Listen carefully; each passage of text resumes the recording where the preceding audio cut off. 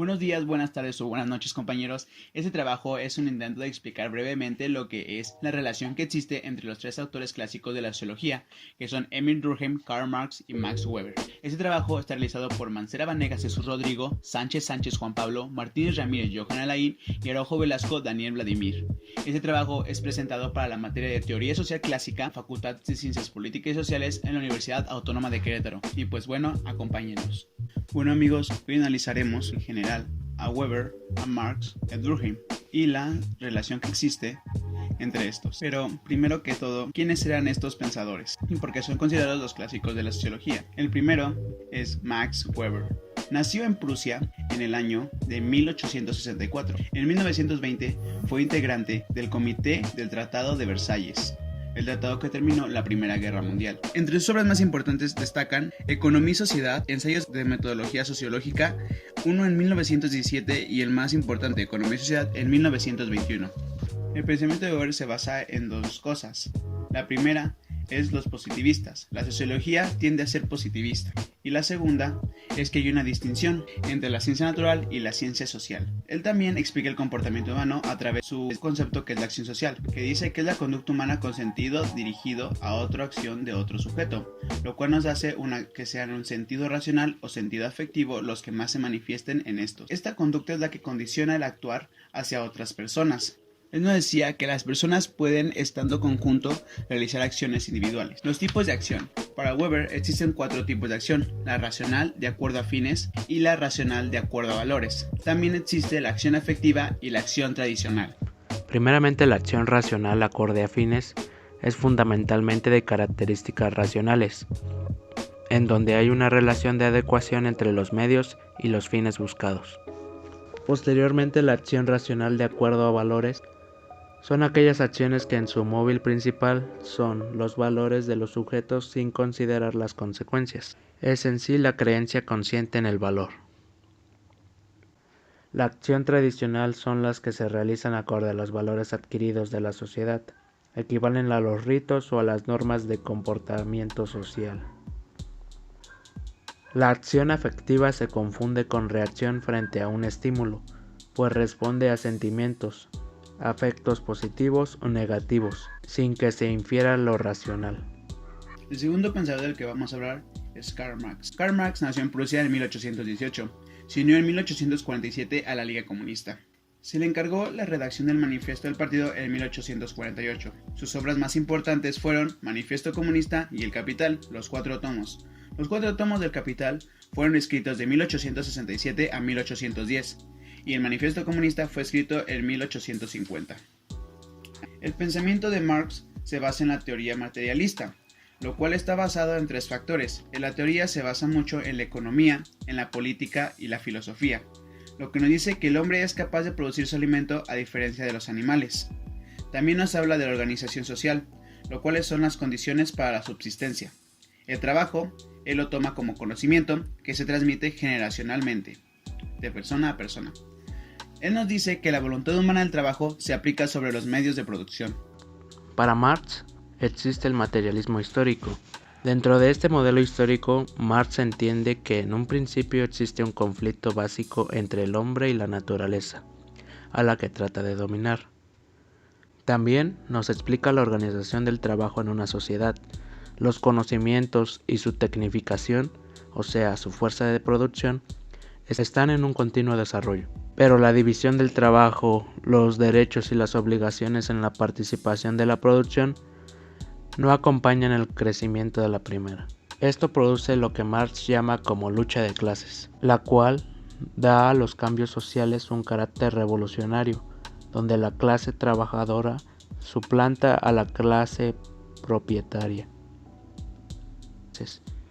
Esto se explica solamente con lo que Marx entiende por esencia del hombre, y no es la conciencia del hombre la que determina su ser, sino por el contrario, el ser social es lo que determina su conciencia.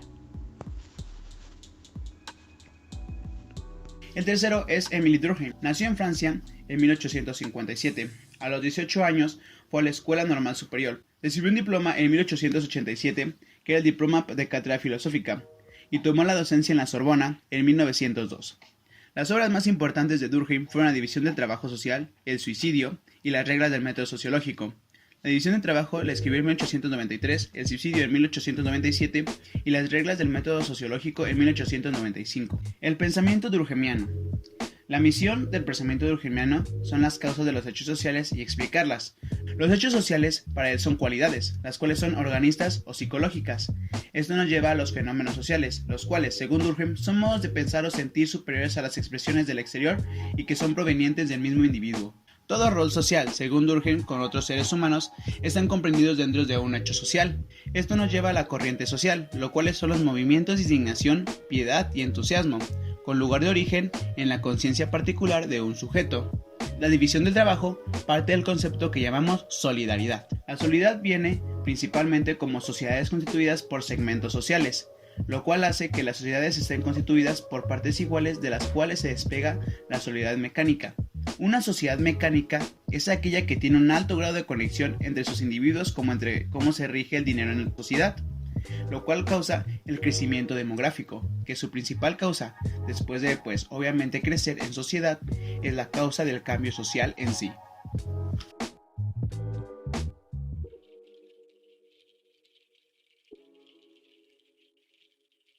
La relación y las diferencias de los autores existen dos tipos de fuentes, que es el espiritualismo y el materialismo. En la primera se encuentran Durkheim y Weber, en la segunda está Karl Marx. El primero con una formación filosófica, Durkheim, el segundo Weber con una formación económica y de investigación, y el tercero es Karl Marx con una formación económica en todas sus obras. Weber también tiene una investigación sociológica y Durkheim es filosófico totalmente. Sus inflexiones en la división de trabajo. Durkheim nos dice que es la religión y la ausencia de objetivos, mientras que de otro lado Marx nos explica que son los intereses del individuo versus el interés común. Esto lo cual nos lleva a desarrollar el desarrollo de las fuerzas productivas, que se basa en la tecnología y en los medios de producción. Después vienen las inflexiones en cambios sociales, lo cual nos habla principalmente de Marx, diciéndonos que el desarrollo basa de las fuerzas productivas, las cuales son un dominio total de la naturaleza. Y del otro lado está Weber, que nos dice que sin axioma para el estudio de los cambios sociales, él nos dice principalmente que lo ideológico no es igual a lo económico, y que así como con una cosmovisión del mundo, los cambios de valores son iguales a las estructuras economistas. Después podemos ver las inflexiones en las estructuras sociales o en la estructura social. Para Marx es igual al individuo, el cual, enajenado a la sociedad donde nació, responde a la estructura social establecida y así sus comportamientos. Mientras del otro lado, Weber es igual a lo individual, que lo individualiza totalmente en una acción social que se divide totalmente en los subgrupos de las sociedades, los cuales como sociedad se convierten en complejos y dinámicos en cuanto a sus racionalidades. Las inflexiones en la estratificación social, o mejor llamado también comúnmente como modo de producción. Principalmente en esta, Marx nos dice que es el carácter y es la consecuencia de la producción, lo cual crea la clasificación, que crea las clases del dominante y la explotadora, así como crea clases, por así decirlo, de proletariado y clase de trabajadores. También el carácter plantea el comunismo, lo cual hace la lucha de clases, en lo cual se basa en la que se plantea la sociedad capitalista, que deja fuera al sector burócrata y a la clase dominante del trabajo. Después de esto sería Weber. El concepto de mercado de Weber se basa totalmente en el vínculo de oferta-demanda, lo cual hace que la oferta del trabajo sea cambio a salario, mientras que la demanda sea demanda de bienes comunes por parte de los del proletariado, gastando su salario. Entonces, ¿qué hace que ellos sean los clásicos de la sociología? Pues principalmente lo que es Durkheim, Weber y Marx. La principal razón es que colocaron las piedras fundamentales de esta misma ciencia. Así a su vez, Durkheim y Weber hacen que la ciencia sea empírica y que sea tomada como ciencia de la realidad social. Después también usaron esa ciencia contra el socialismo, lo cual fue importante en esa época. Así también, la ciencia social burguesa fue tomada contra el marxismo, que fue interpretado para los hechos sociales. Así también, esta ciencia fue llamada ciencia social burguesa, que fue usada contra el marxismo y que se basó en la interpretación de los hechos sociales. Pues al final de cuentas, estas ciencias que desarrollaron es la social clásica, que determina siempre por el método explicando de lo social, lo que causa una explicación causal que nos ayuda a determinar los fenómenos sociales. También por su parte pusieron en juego las concepciones, que siempre en cuando se basan en la sociedad y en la historia. Por eso, y varios factores más que unen a Marx, a Weber y a Durkheim, es que ellos son considerados los padres de la sociología clásica y son los más importantes en su ciencia. Espero que les haya gustado. Soy Rodrigo Mancera y mi compañero es Juan Pablo Sánchez, y pues hasta aquí termina nuestro reporte.